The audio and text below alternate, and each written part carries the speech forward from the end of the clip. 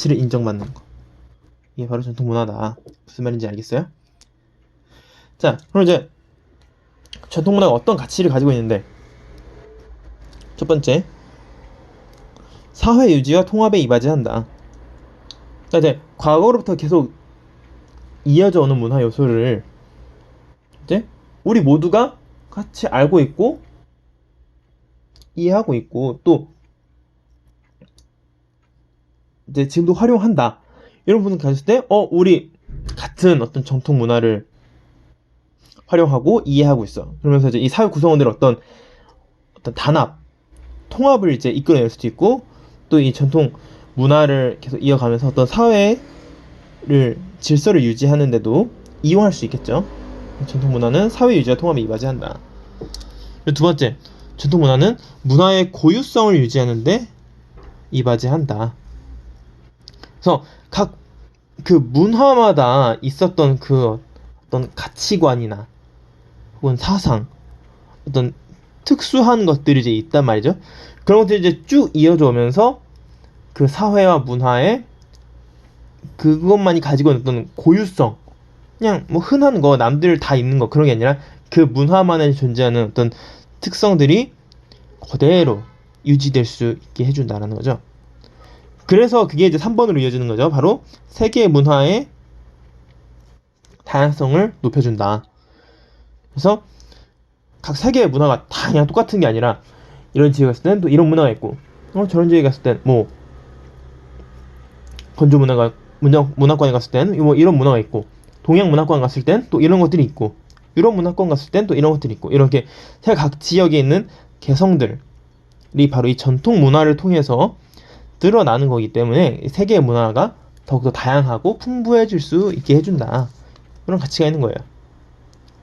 괜찮나요? 네. 그럼 이제 이 전통 문화를 이제 계승하고 이제 지금 상황에 맞게 발전시키기 위해서 어떻게 해야 되냐. 이제 뒤에 이제 두 가지 방안을 얘기하고 있는데 첫 번째는 현실적 여건에 맞게 전통 문화를 재해석 해야겠죠. 그래서 이런 것들을 이제 소위 이제 퓨전 문화라고 하죠. 뭐 여기 예시 나오는 뭐 국악 뮤지컬 뭐 이런 것들도 있고 아니면 이제 태권도와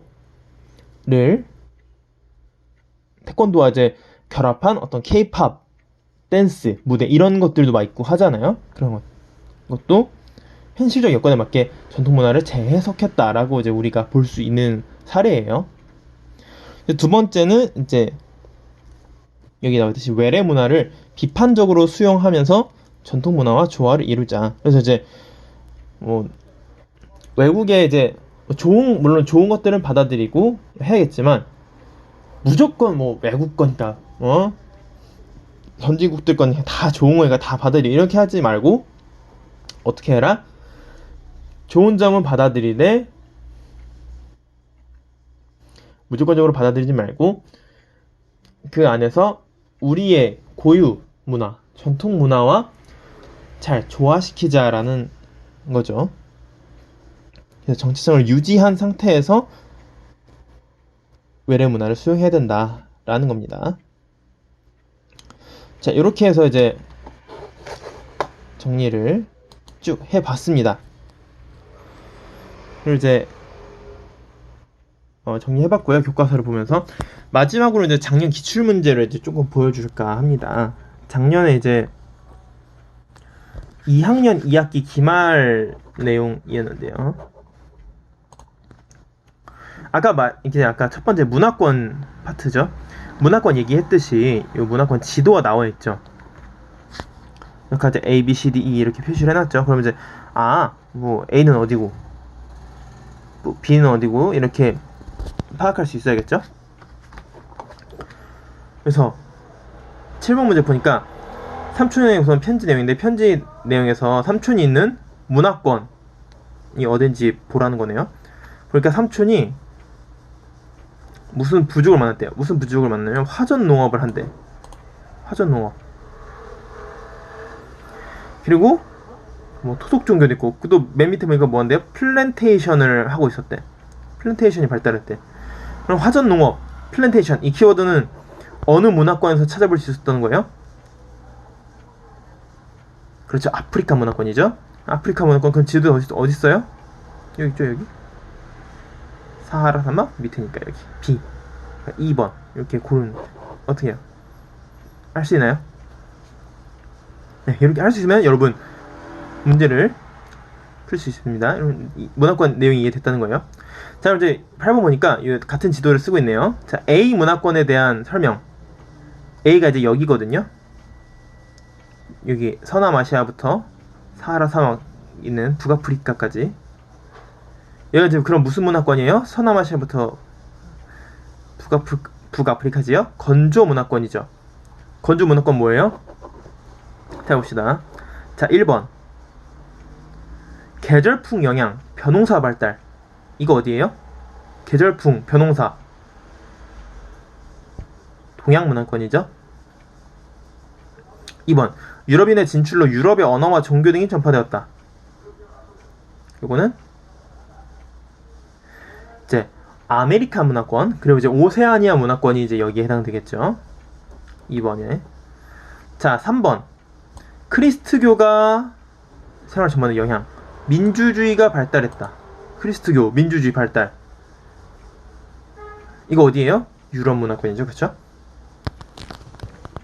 자, 4번 건조기후. 바로 건조기후. 초원과 사막이 발달했어. 유목과 오아시스 농업이 발달했다. 이게 바로 건조 문화권이죠, 그쵸? 답은 4번이 되겠죠? 5번 리오 그란데강 남쪽 지역에서 식민지배 영향으로 에스파냐어와 포르투갈어를 사용한다. 식민지배 영향을 받아서 스페인어, 포르투갈어를 사용하는 지역 어디죠? 그렇죠. 아메리카 문화권 중에서도 라틴 아메리카에 속하겠죠. 자, 9번 보니까 이제 보기에 설명하는 문화권 특징으로 고르랍니다. 자, 과거 남부 유럽 식민지배 영향으로 주로 에스파냐, 포르투갈어를 쓴대. 네. 가톨릭교 비율이 높대. 아까 본 뭐예요? 라틴 아메리카죠. 라틴 아메리카의 그 모습 나타낸 걸로 이제 맞는 걸 고르라는 거죠. 이거 이제 주로 그 교과서에 이제 소개되는 이제 사진들을 이제 갖고 온 거예요. 그래서 1번은 이제 그 이슬람교 그 사원의 모습을 이제 가져온 거기 때문에 이거 이제 건조 문화권이고요. 2번이 이제 바로 라틴 아메리카 그 이제 브라질에 있는 예수상이 있는 이 모습을 찍은 사진이고요. 그러니까 2번에 해당됩니다. 라틴 아메리카 문화권 지역이니까. 네. 3번은 이제 이 동남아시아 지역에 있는 사원 모습을 이제 딴 거고요.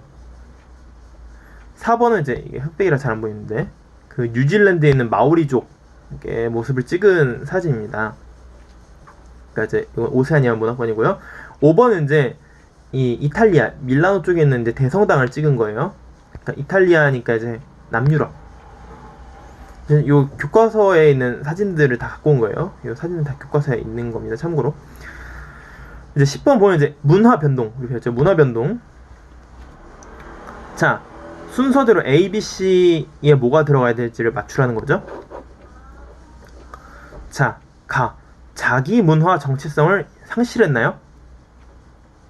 A는 예, B, C는 아니오래요. 자, 나. 새로운 문화 요소가 탄생했나요?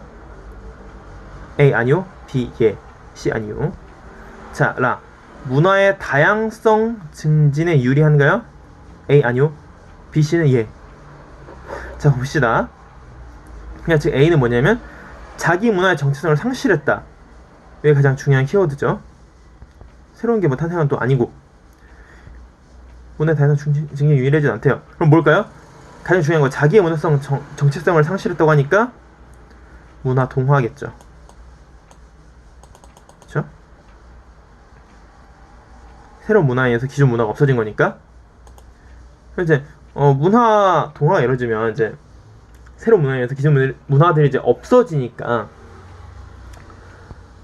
문화가 없어진다는 건 그만큼 문화의 다양성이 이제 떨어진다라는 걸 의미하는 거거든요. 이제 A는 문화 동화. B 문화의 정체성을 상실한 게 아니고 새로운 문화 요소가 탄생했대요. 새로운 문화 요소가 탄생했어. 그럼 뭐예요? 기존에 있던 거 새로 유입된 게 섞여서 뭔가 전혀 다른 게 만들어졌어. 그러면 문화 융합.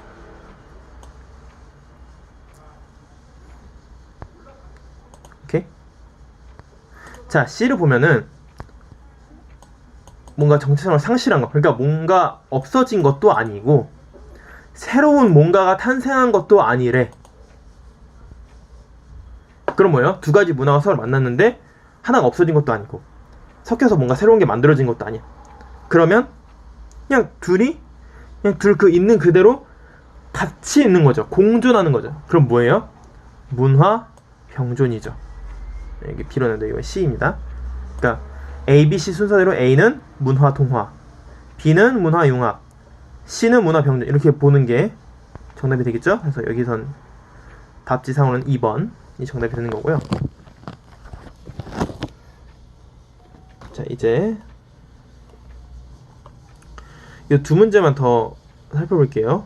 작년 기출 두 문제만 더. 자, 이거 이제 문화 전파에 대한 건데 설명 중 맞는 걸 고르래요.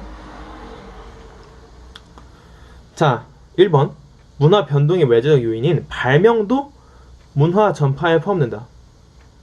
아니죠. 발명은 전파가 아니죠. 발명은 문화 변동의 내재적 요인으로서 아예 다른 거죠.